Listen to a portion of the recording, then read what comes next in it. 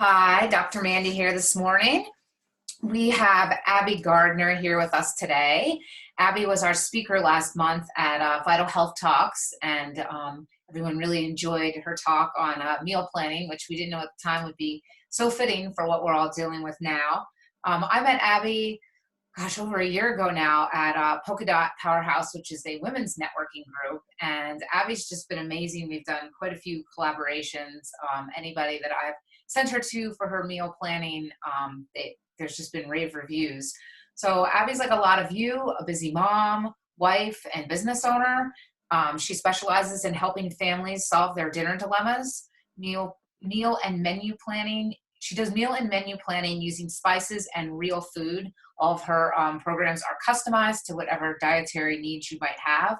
She also has a background in athletic training and sports medicine, so it's really interesting. So Abby, I'll let you introduce yourself a little bit. Tell us how you got started in doing what you're doing. Sure. Hi, everybody. I'm so glad to be here. Thank you so much, Mandy, for having me join you today.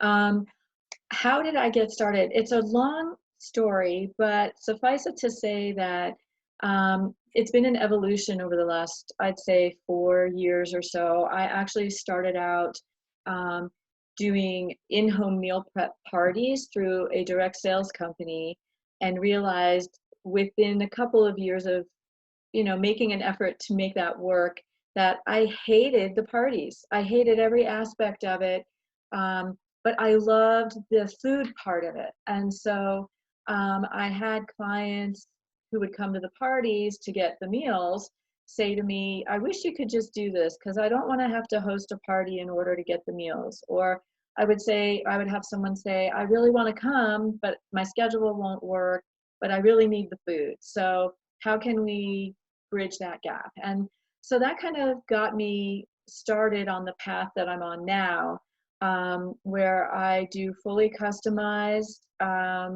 menus based on the needs of the clients that I'm serving. And then the part that they absolutely love is that I go to the store for them and I go to their home and I get the meals ready so they don't have to stress about figuring out what to make with what they have or running to the grocery store to get ingredients that they didn't have.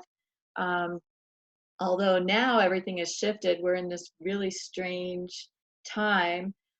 So I've basically just been doing everything virtually as much as I'm able.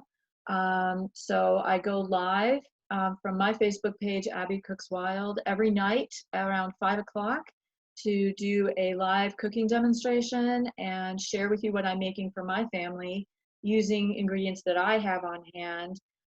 Sometimes that works in my favor, sometimes it works against me, but I do try to consider who might be watching and use ingredients that they may have on hand also so that they can cook along with me if they want. That's great. That's such an amazing service that you're offering. So Thank that you. kind of leads into my next question. So what are some things you're doing now in your business to pivot? Obviously, you're not able to go into clients' homes. So you mentioned, So, you're doing the cooking shows. Maybe few tips you can offer people that are, I've asked people, what are their biggest frustrations with meal planning right now? And yeah, amazingly, time comes up still because, we're really? homeschooling the kids and we've got all this going on. And now they're stuck having to cook at home and ingredients. People are like, I find this recipe, I go to the store, I can't get all the things. So what kind Right. of advice do you have for that? Well, I think I have a little strategy that I employ, um, although you wouldn't know it from the videos that I do, but I call them back pocket dinners. What are the things that you need to have on hand to make a quick, easy, no brain power, throw together dinner um, that you can, what are those ingredients? And keep those things on hand. Now, in this day and age, that sounds so old, but like with what we're dealing with right now, if you go to the store, I was just there yesterday. It was the first time I had been to the store since before all of this happened. Um, and the only reason, I'm not that organized. It just happened to be that I had a really good I had everything I needed. So I had enough of everything that I needed to kind of push me through this first month or however long it's been. So yesterday I went to the store and I was still really surprised by how little was available. Um, it was better by it was much better, but there was still very limited access to a lot of the things. So I think my first tip is if you're going to go to the store, make sure you're picking up those things for whatever those meals are for your family. If it's pasta or refrigerated ravioli, or like you kind of have to be able to manipulate or work within the bandwidth that's available to you, because the pasta aisle was pretty slim pickings when I was there just yesterday. But keeping those things on hand all the time will free you up in times like this when you are strapped for time and you do need to get a decent dinner on the table. So that's one suggestion. The other suggestion I have is to look ahead at your week a little bit, and maybe on Sunday, and this is a very meal planner thing to say, but look ahead at your week. You don't know what's going to happen from one day to the next, but you do have a general idea of what the new flow of your schedule is, and use that as a guide for which nights might be a little more challenging than others. And maybe take an hour and pick a couple of recipes that you have ingredients for, and make those meals ahead of time. You can throw the protein and the seasoning in a Ziploc bag, throw it in the freezer until you're ready for it. You could go ahead and make those meals on Sunday and just keep them available throughout the week. So I have one other tip that I'll share, and that is, if you have access to fresh produce, I highly encourage you to make your garden salad on Sunday or at the beginning of the week. Get it out of the way, and then store it in a large Rubbermaid or Tupperware container lined with paper towels at the bottom, which will absorb any moisture from the vegetables that leak their juices. Keep the vegetables crisp and fresh.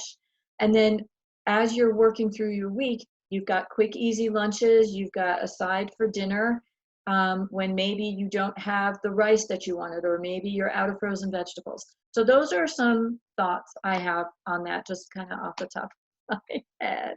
I love that. And you talked a lot about that stuff when you were gave the talk last month. And I think, one of the couple of takeaways I got was cutting, maybe on Sunday when you're meal prepping, cutting those vegetables in advance, and you can freeze them if you have to until you need them. But sometimes that's the reason I don't cook dinner, is because I'm like, oh, I have this small window of time and I have to cut vegetables. And so if everything's just ready to go, I throw it in a pan, put it in the oven. It's so easy. And then the other thing I wanted you to talk about, because I know you talked about it last month, was you mentioned how to clean your fresh vegetables, because I learned a lot from that. And I know I have talked to a lot of people that are very worried about buying fresh produce in the store right now, even though that is so healthy. So what is a way that we can clean the vegetables? Yeah, I hope I remember this right. If this is the vinegar wash, right? Yes. Yeah. Okay. So all you need is water and vinegar. So you're basically going to fill a large container, like the Rubbermaid container that I just mentioned, or the Tupperware container, and you're going to do 1 part vinegar to 2 parts water. I think that's right.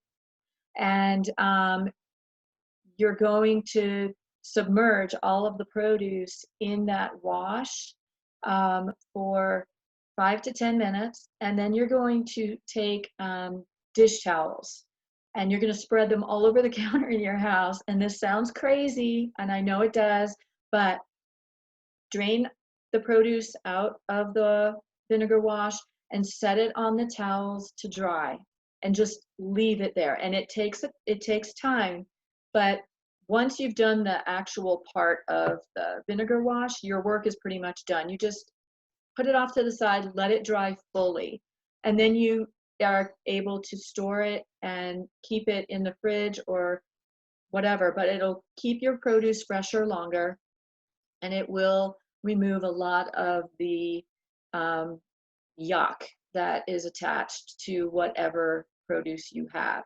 Um, strawberries in particular fare much better after they have been um, exposed to that vinegar wash. They keep much longer.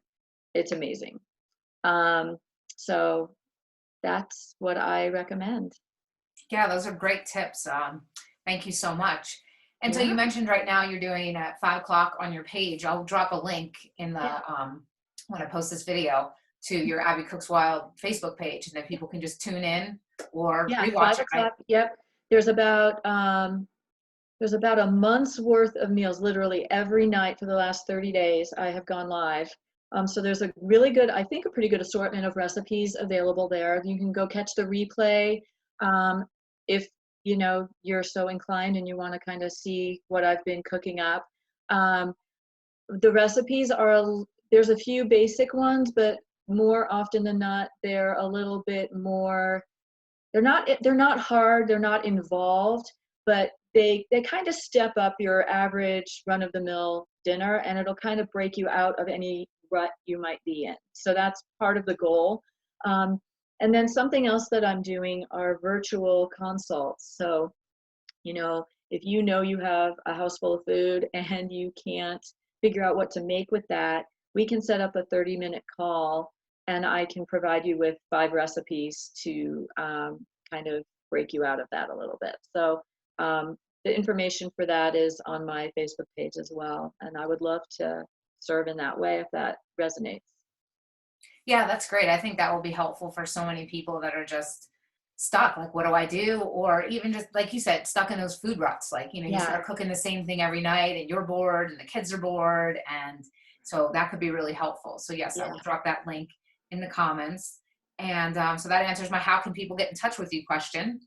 yep. And do you have any last words of inspiration for, all those moms that are out there just doing everything right Yes, now? actually, I do. I actually was participating in a group last week. It was like a pop-up workshop for moms and women. And one of the things that I really wanted to stress then, and I'll stress it here as well, is that um, get your family involved with what you're putting on the table. And I don't say that um, to be snarky. I say it because if you ask your kids what they want for dinner and then you actually make what they ask for, you're going to get a heck of a lot more buy-in when it's your turn to choose. And so I would break it up over the course of the week and kind of, ask the family, this next week, let's all take one night where whoever night, whatever night it is, and whoever wants, what am I trying to say? You, like, each family member gets a night of the week, and dinner is whatever that person wants for dinner that night. And so it gets the whole family involved, and everyone can look forward to their night because it's their choice. And then mom doesn't have to like sweat it out and figure out, okay, I've got 7 days of dinners to fill. What am I going to make? You're going to make what your family wants. If your little one wants mac and cheese and hot dogs, make mac and cheese and hot dogs. They're going to be so excited to have, you know, to have been included in the process. Um, and if the rest of the family doesn't want mac and cheese and hot dogs, then designate what I call a universal dinner. At my house, it's PBJ. If you don't like what I'm making, PBJ's in the closet. You can go help yourself. Um, use these tactics and tips to make it easier on yourself, because you don't have there's no rule written anywhere that says mom has to make all the decisions. It's innate, I think, as women. We're the caretakers. We want to make sure everybody's taken care of, and we just do it. But it's a lot, and even now it's a lot. It's even more now. So I'm giving you permission to delegate and delegate Monday through Friday. Say, okay, husband, what do you want tonight? And plan it out. And I think that'll save you not only time, but it'll save you money, and you'll be able to use some of the things that you have on hand. I think that's great advice. I think as women, we're used to just doing everything and we just keep doing that, and asking for help is really hard. So I think asking our families to step up. And I've, always told people that getting kids involved in any part of the meal process really makes them appreciate a little more where the food is coming from, and it just gives them something else to do. I mean, Right. if you've got, Yeah. kids are old enough and you've got the bandwidth, have them help prepare it. Okay, here's how you boil some, let's put Yeah.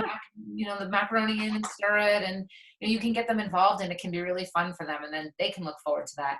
And another thing I Absolutely. love And is, because I work with a lot of kids with neurodevelopmental challenges, is increasing predictability. So right now there's a lot of uncertainty, and kids with those type of challenges have a really hard time with unpredictability. So being able to say, 5 o'clock is dinner time and Tuesday night is your night. And so having that predictability in their routines can also help kind of, decrease the meltdowns and all the behavior outbursts and things that you're going to be dealing with. So I yeah. think that's great advice. I really appreciate you coming on today. Thank you so much for having me. This is fun. I love sharing information with you and your patients, and I love being a resource. So thanks for having me. All right, great. And I will drop all the information for people to get in touch with you in the comments. And Great. a wonderful day. All right. Well, have a great day.